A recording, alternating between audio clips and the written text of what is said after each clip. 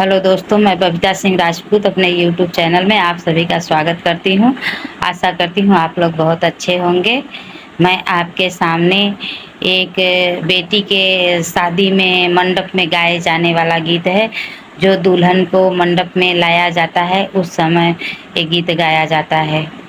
धीरे से डाका दुआरी हो, अब ही बाटू कुंवारी। धीरे से डाका दुआरी हो, अब ही बाटू कुंवारी।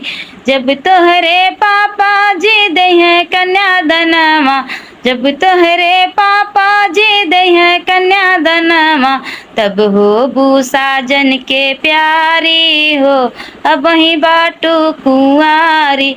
तब हो बू साजन के प्यारी हो, अब ही बाटू कुंवारी।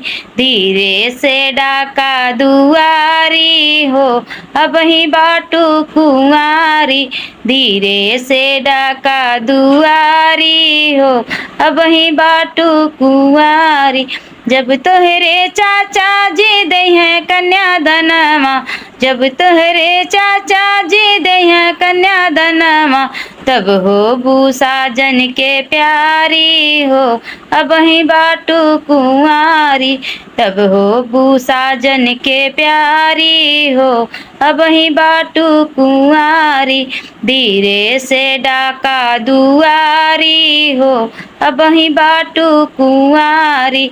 धीरे से डाका दुआरी हो, अब ही बाटू कुंवारी। जब तोहरे भैया जेलौआ परछी हैं, जब तोहरे भैया जेलौआ परछी हैं, तब हो बू साजन के प्यारी हो, अब ही बाटू कुंवारी। तब हो बू साजन के प्यारी हो, अब ही बाटू कुंवारी। धीरे से डाका दुआरी हो, अब ही बाटू कुंवारी। Thank you.